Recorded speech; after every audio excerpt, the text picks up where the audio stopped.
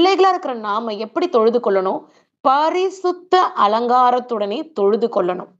இங்க ஏழை, பணக்காரன் வராது.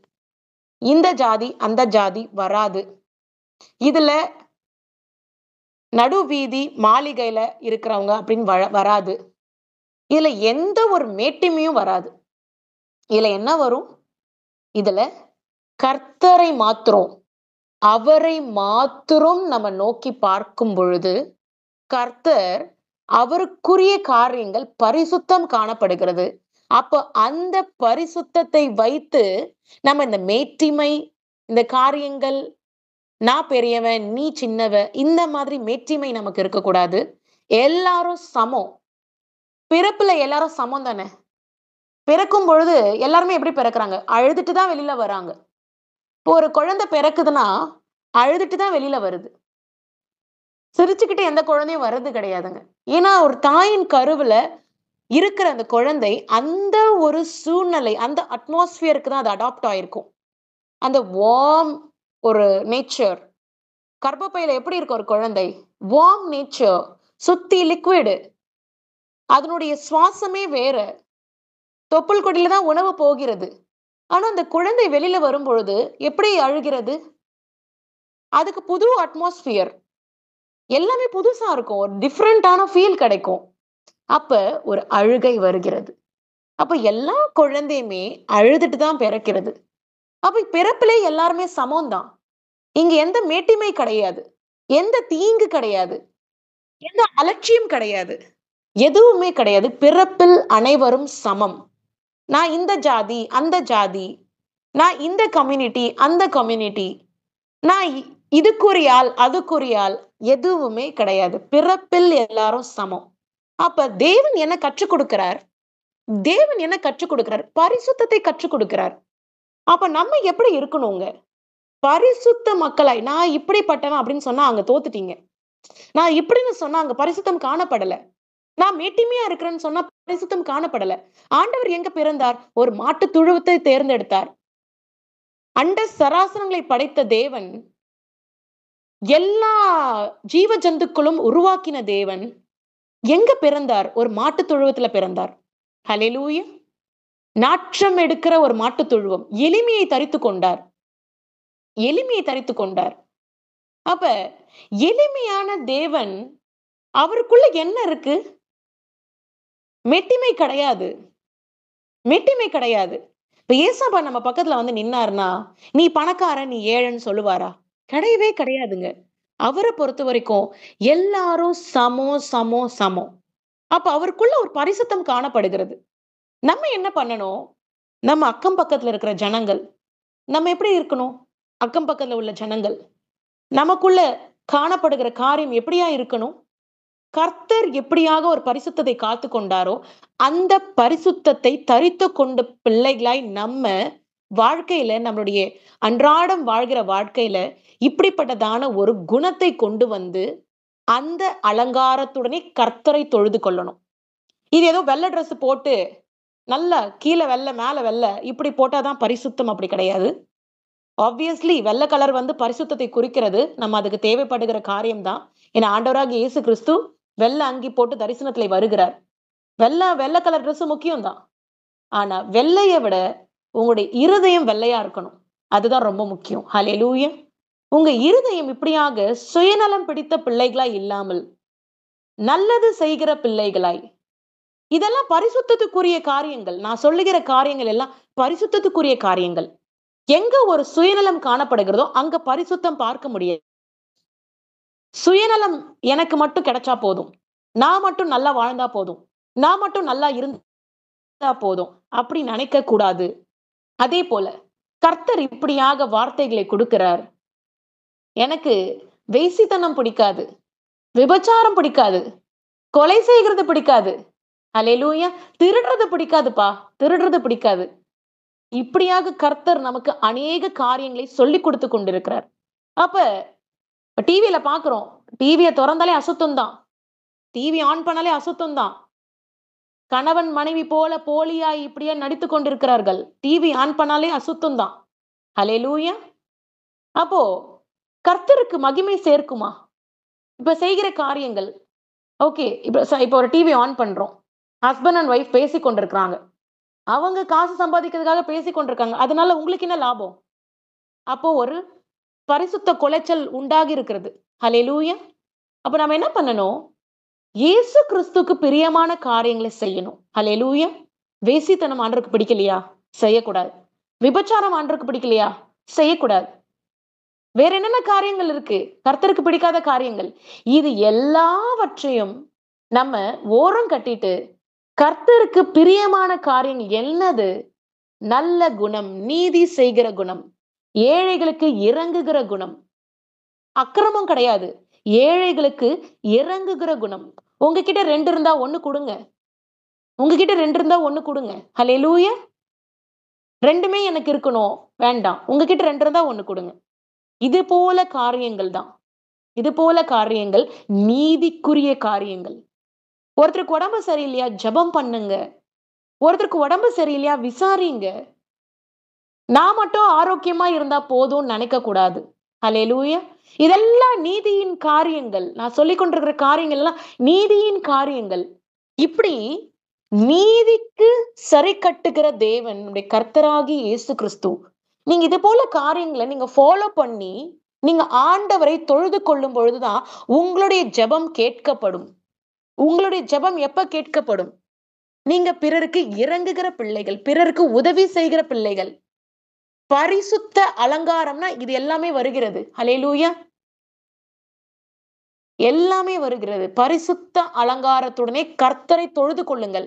நீங்க இத எல்லாவற்றையும் விட்டுவிட்டு, இயேசு கிறிஸ்துவை பின்பற்றுகிற பிள்ளைகளாய் மாறும் பொழுது, அப்பொழுது கர்த்தருடைய வல்லமை அங்க செயல்படும். கர்த்தருடைய வல்லமை எங்க செயல்படும்னா, எங்க சாத்தான் 0வா இருக்கானோ, அங்க செயல்படும்.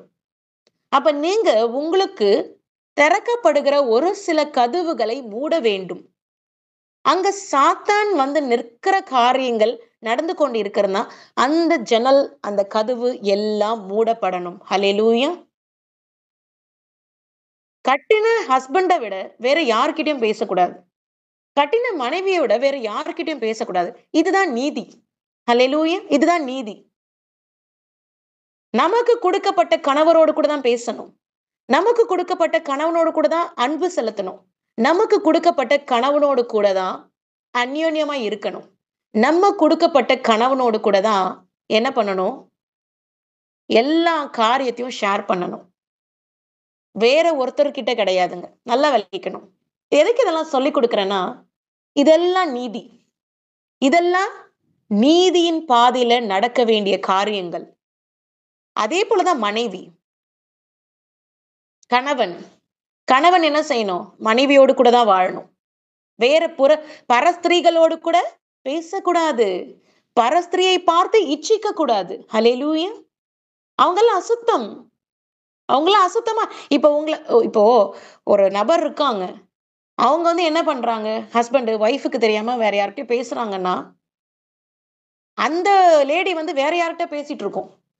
அப்ப அது அசுத்தம். மனைவிங்கிறவ சுத்தமானவ. நல்லா விளங்கிக்கணும். மனைவிங்கிறவ சுத்தமானவ. ஆனா, பரஸ்திரி அசுத்தத்துக்குரிய காரியம். ஏன்னா, உங்ககிட்ட பேசுற மாரி 1000 பேர்கிட்ட பேசியிருப்பாங்க. ஹல்லேலூயா! அப்ப இதெல்லாம் நீதிக்குரிய காரியம். எல்லாருடைய ஜெபம் கேட்கப்படல. ஒரு சில பேர் நினைக்கிறாங்க, என்னுடைய ஜெபம் கேட்கப்படல. ஏன் கேட்கப்படல? பரிசுத்தம் இல்ல. அங்க பரிசுத்த அலங்காரம் இல்ல. நெறைய பேர் நெனச்சுக்கிறாங்க. பரிசுத்த அலங்காரம்னா, காதுல இருக்கிறது எல்லாத்தையும் கழட்டி போட்டுட்டு, நல்ல ஃபுல்லா வேற மாரி இருந்தா தான் பரிசுத்தம். அப்படி கிடையாது.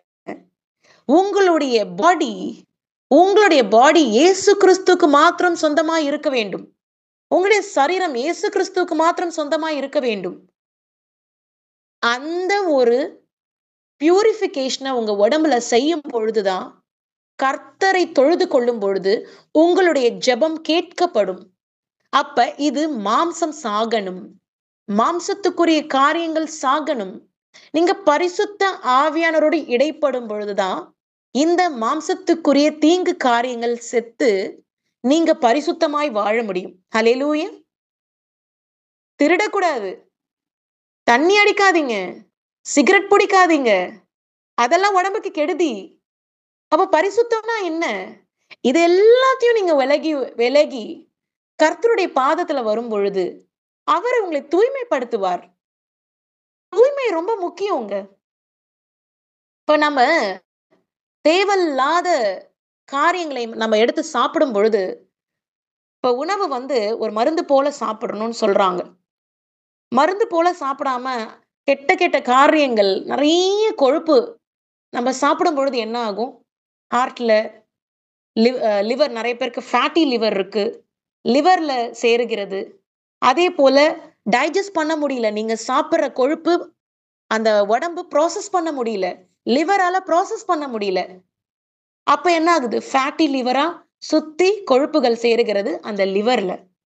அப்போ ஒரு மனிதனுடைய உடம்புல ஒரு கெட்ட காரியமாய் காணப்படுகிறது இந்த எக்ஸ்ட்ரா ஃபேட்ங்கிறது. எக்ஸ்ட்ரா ஃபேட் அதிகப்படியான கொழுப்புகள். அப்போ ஒரு மனிதனுடைய உடம்பு கெட்ட காரியம் உள்ள வரும்பொழுது, அந்த மனிதனுடைய உடம்பு கெட்டுப் போகிறது. அதே போல தான் நம்முடைய ஆவிக்குரிய வாழ்க்கையும். நம்முடைய ஆவிக்குரிய ஜீவியம் எப்படி இருக்க வேண்டும் என்று சொன்னால், கர்த்தருக்கு கீழ்ப்படிந்து, கர்த்தருடைய காரியங்களுக்கு, அவர் சொல்லுகிற காரியங்களுக்கு கீழ்ப்படிந்து, அவர் செய்கிற காரியங்களுக்கு கீழ்ப்படிந்து, அவருடைய கட்டளைகளுக்கு கீழ்ப்படிந்து, அவருடைய வாக்குத்தத்தங்களுக்கு கீழ்ப்படிந்து, இப்படியாக நடந்து கொண்டு நீங்க கர்த்தரை தொழுது கொண்டு பாருங்களேன். அதிசயம் நடக்கும் நிச்சயமாகவே. ஹல்லேலூயா! நான் ஜெபிக்கிறேன். ஆனா, எனக்கு ஒரு ரிசல்ட் வேணும். எப்ப ரிசல்ட் கிடைக்கும்? பரிசுத்த அலங்காரத்துடனே கர்த்தரை தொழுது கொள்ளும் பொழுது. ஹல்லேலூயா! எத்தன பேர் ஒத்துக்கிறீங்க? ஆமா சிஸ்டர், நீங்க சொல்றது கரெக்ட்ன்னு சொல்லி. ஒத்துக்கிறவங்க இருக்கிற இடத்திலேயே ஹல்லேலூயா சொல்லுங்க. பரிசுத்த அலங்காரம் என்பது நீங்க பண்ற டிரெஸ்ஸிங் கிடையாது. பரிசுத்த அலங்காரம் என்பது கர்த்தருக்கு உகந்த காரியத்தோடு, உகந்த காரியத்தை செய்து, உங்களுடைய வாழ்க்கையில நீங்க அதுபடியாக வாழும் பொழுது, நீங்க அதுக்கப்புறமா ஒரு ஜெபத்தை ஏறெடுத்து பாருங்களேன். ஆண்டவர் அதுக்கு பதில் கொடுக்க வல்லவராய் இருக்கிறார். ஹல்லேலூயா! இதுதான் சத்தியம். இதுதான் உண்மை. அப்போ கர்த்தருக்கு மகிமை சேர்க்குமா? நான் செய்ற காரியங்கள். ஹல்லேலூயா! ரோட்ல போறீங்க. ஒருத்தர் காசு கேட்குறாங்க. ரொம்ப அழுக்கு ட்ரெஸ் போட்டுருக்காங்க. காசு கேட்குறாங்க. சாப்பிட ஒண்ணும் இல்லன்னு கேட்குறாங்க. கண்டிப்பா ஹெல்ப் பண்ணலாம். உங்ககிட்ட சரி உங்ககிட்ட ரொம்பவே கம்மியா இருக்கு. You have only ₹100. You can give ₹50 to them. அந்த 50ல சின்ன ஒரு டைரி மில்க் சாக்லேட் வாங்கி சாப்பிட்டாங்கன்னா கூட, அவங்களுக்கு அந்த நேரத்துக்கு ஒரு கிடினஸ் கம்மியாகும். ஒரு பசி கம்மியாகும். நான் ஒரு மினிமம் அமவுண்ட் சொல்றேன். இஃப் யூ ஹேவ் நெறைய மணி இருக்குன்னா, நீங்க தாராளமா செலவு பண்ணலாம். ஹல்லேலூயா! அப்போ ஒருத்தவங்க பசின்னு கேட்கும் பொழுது, ஒருத்தவங்க ரோட்ல பார்க்குறாங்க, சாப்பாடு வாங்கி குடுங்கன்னு சொல்றாங்கன்னா, நீங்க சாப்பாடு வாங்கி குடுத்தா, அது எவ்ளோ பிரயோஜனம் உள்ளதா இருக்கும் பாருங்க. இதெல்லாம் ஆண்டவர் நியாயம் விசாரிக்க இருக்கிறார். ஜட்ஜ்மென்ட் அப்போ இதெல்லாம் பேசப்படும். ஆண்டவர் நெறைய டெஸ்ட் வைப்பாருங்க. எத்தனையோ பேர்கள் உங்ககிட்ட கேட்கலாம். ரோட்ல போறவங்க கேட்கறாங்க. நீங்க உதவி செய்யலன்னா கண்டிப்பா ஆண்டவர் கேள்வி கேட்பார் ஜட்ஜ்மென்ட் அப்போ. ஜட்ஜ்மென்ட் அப்போ இதெல்லாம் கேட்கப்படும். நியாயம் விசாரிப்பார். ஹல்லேலூயா! ஒருத்தன் உன்கிட்ட கேட்டானே, சாப்பாடு வாங்கி தர சொல்லி, நீ வாங்கி தந்தியான்னு கேட்பாருங்க. நிச்சயமாகவே. இது நடக்கும். அப்போ இந்த வேலைய நீங்க செய்யும் பொழுது, இந்த மாதிரியான ஒரு காரியம் உங்களுடைய வாழ்க்கையில கொண்டு வரும் பொழுது, நீங்க பரிசுத்தத்துக்குள்ள, கர்த்தருடைய உடன்படிக்கைக்குள்ள உண்மையாகவே வந்துடுவீங்க. கர்த்தருடைய உடன்படிக்கைனா என்ன? ஜஸ்ட் ஞானஸ்நானத்துக்கு நோக்கி போகிறதோ, இல்ல ஞானஸ்நானம் எடுத்தா மட்டும் பத்தாது. அவரை பின்பற்றுகிற பிள்ளைகளாய் மாற வேண்டும்.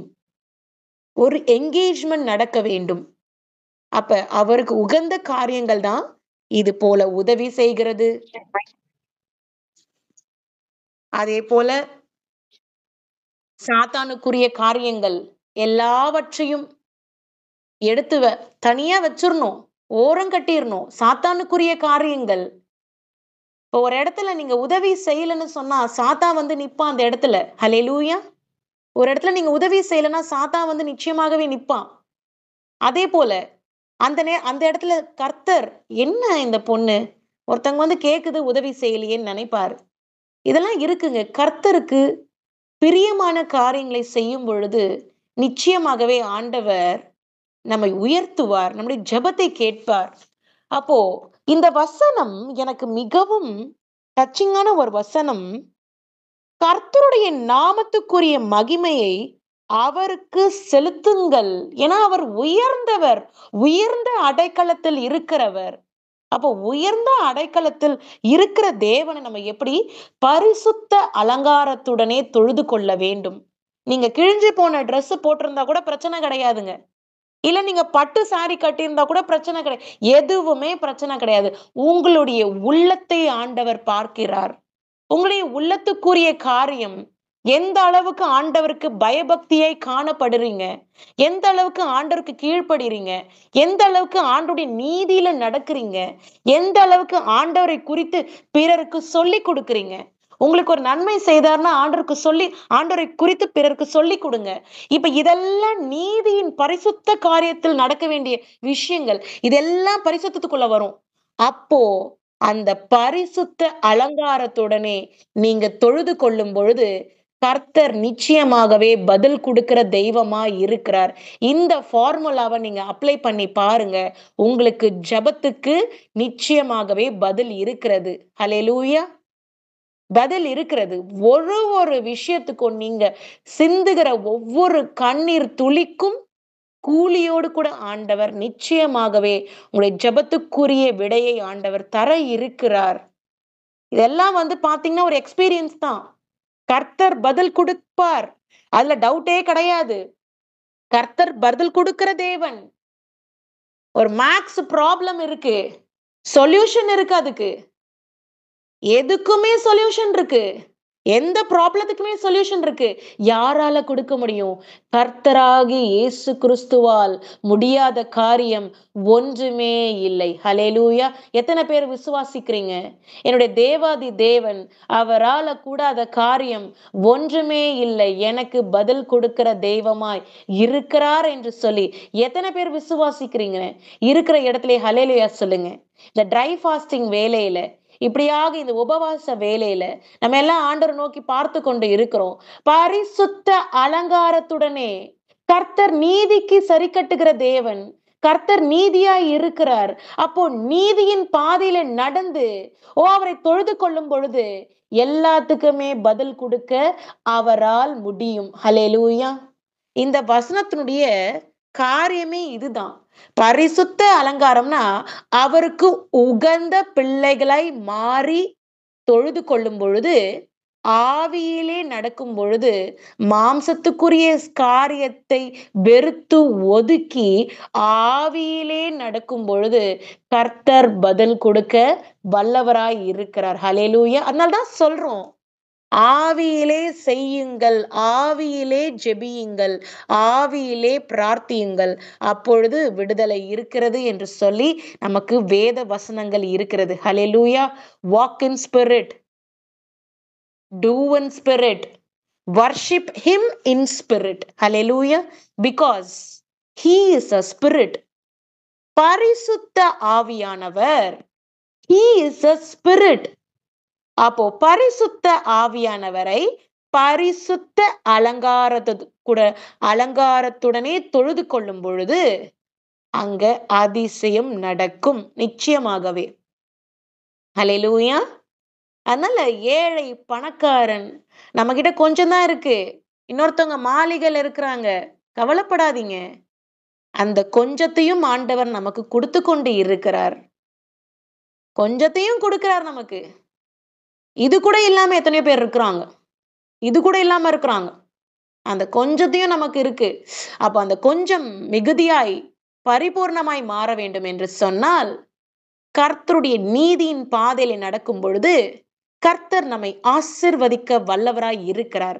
கர்த்தருடைய ஆசீர்வாதமே ஐஸ்வரியத்தை தரும்.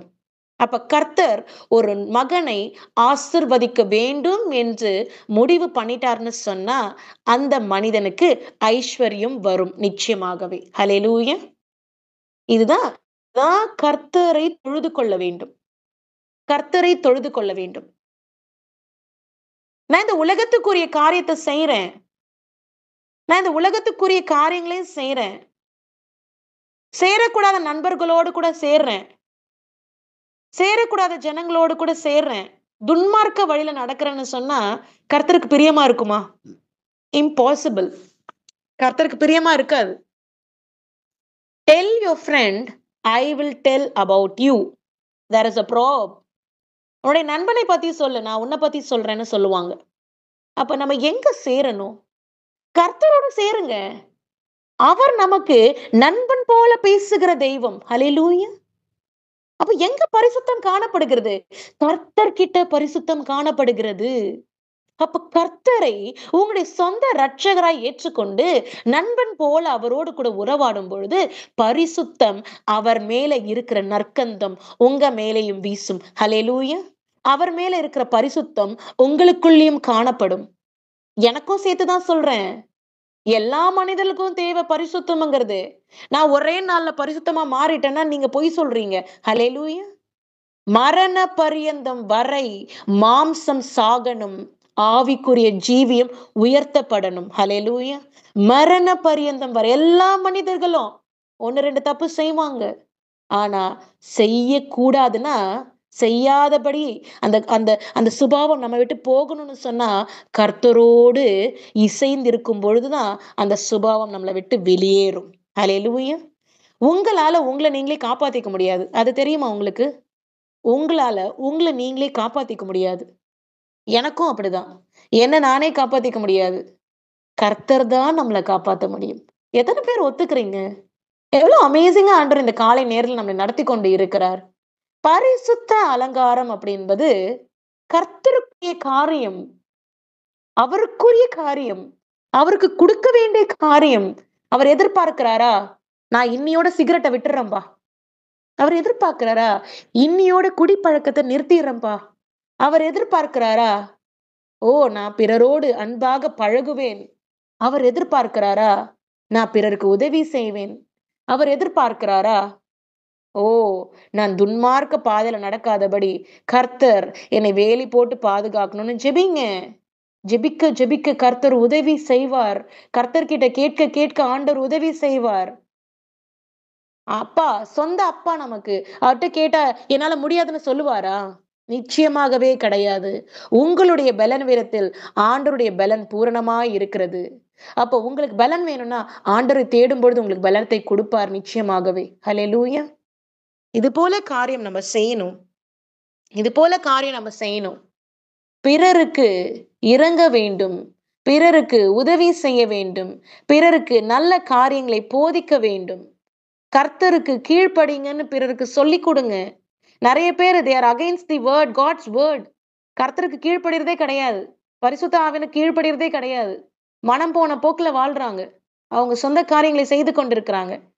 அப்ப கர்த்தருக்கு கீழ்ப்படியும் பொழுது பாருங்க, இந்த வசனம் பாருங்க. இந்த டிஸ்ப்ளேல இருக்கிற வசனம், எல்லா நாமத்தை விட மேலான நாமம் கர்த்தருடைய நாமம். அது உங்களுக்கு எல்லாருக்கும் தெரியும். For the Lord is a great God, a great King above all gods. Hallelujah. இது நம்ம வேதாகமத்துல இருக்கிற ஒரு காரியம் தான். எல்லா ராஜாக்களை விட, ஹல்லேலூயா, எல்லா தெய்வத்தை விட, எல்லா ஏஞ்சல்ஸை விட, எல்லா கிரியேச்சர்ஸை விட அவர்தான் பெரியவர். Above all gods. For the Lord is a great God. கர்த்தர் அவர்தான் கிரேட் காட்ன்னு சொல்றாங்க. ஹல்லேலூயா. அவர்தான் அண்ட சராசரங்களை படைத்த தேவன். அவர்தான் வானத்தையும் பூமியும் சிருஷ்டித்த தேவன். ஓ, எத்தனையோ விண்மீன்கள் இருக்கிறது. எத்தனையோ விண்மீன்கள் இந்த உலகத்துல ஆண்டவர், இந்த பிரபஞ்சத்துல ஆண்டவர் இந்த பூமியை தேர்ந்தெடுத்து இருக்கிறார். இந்த பூமியில தான் எல்லாமே இருக்கிறது. ஆக்சிஜன் இருக்கிறது. இந்த பூமியில தான் ஆக்சிஜன் இருக்கிறது. வேற எந்த கிரகங்கள்ல நீங்க ஆக்சிஜன் பார்க்க முடியும்? You need an oxygen cylinder to carry along with you if you go to other planets. Hallelujah. வேற பிளானட்ஸ்க்கு நீங்க போனீங்கன்னா, ஸ்பேஸ்ல போனீங்கனாலே நீங்க எப்படி ஆக்சிஜனோட தான் நீங்க ஸ்பேஸ்க்கு போக முடியும். இல்லாட்டி ஒண்ணும் பண்ண முடியாது. அப்ப இந்த பிரபஞ்சத்துல இந்த பூமியை தேர்ந்தெடுத்திருக்கிறார் ஆண்டவர். ஜீவ சுவாசத்தை கொடுத்திருக்கிறார். இந்த பூமியில தான் நீங்க சுவாசிக்கவே முடியும். ஜீவ சுவாசம் இந்த காத்துல அப்படிப்பட்டதான ஒரு தன்மை இருக்கிறது. நம்மளுடைய பூமியில இருக்கிற காற்றுல அப்படி ஒரு தன்மை இருக்கிறது. ஹல்லேலூயா! அவர் இலவசமாய் கொடுத்திருக்கிறார் இந்த ஆக்ஸிஜன. இந்த ஆக்ஸிஜன இலவசமாய் கொடுத்திருக்கிறார். இந்த ஆக்ஸிஜன் இல்லாம ஒரு மனிதனும் உயிர் வாழ முடியாது. அப்போ கர்த்தர் உயர்ந்த தெய்வமாய் இருக்கிறார். அவரை பரிசுத்த அலங்காரத்துடனே தொழுது கொள்ள வேண்டும். நீதியின் பாதையில தொழுது கொள்ள வேண்டும். அக்கிரமம் செய்துட்டு தொழுது கொள்ளக்கூடாது. அக்கிரமம் செய்த பிள்ளைகள் மன்னிப்பு கேட்க வேண்டும். மன்னிப்பு கேட்டு தொழுது கொள்ள வேண்டும். அப்பொழுது உங்களுடைய ஜெபம் கேட்கப்படும். உங்களுடைய ஜெபம் எப்ப கேட்கப்படும்? தப்பு செய்யாம கர்த்தர்கிட்ட சரண்டர் ஆயிட்டு ஜெபத்தை செய்யும் பொழுது ஜெபம் கேட்கப்படும். எல்லா தப்பும் நான் செய்வேன். ஆனா எனக்கு ஆண்டவர் பதில் கொடுத்தே ஆகணும்னு ஒத்த கால நிக்க கூடாதுங்க. தப்பு.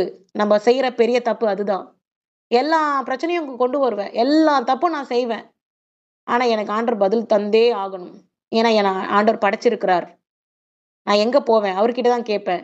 நீங்க தப்பு செய்யாம, உங்கள நீங்களே கரெக்ட் பண்ணிக்கிட்டு, சரண்டர் பண்ணிட்டு, கர்த்தரை தேடும் பொழுது, நிச்சயமாகவே ஆண்டவர் உதவி செய்ய வல்லவராய் இருக்கிறார். ஹல்லேலூயா!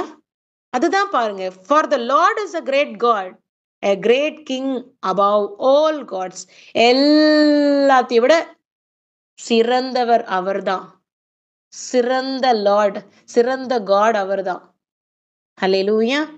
அதனால ஒவ்வொருத்தரும் நீங்க என்ன செய்யணும்?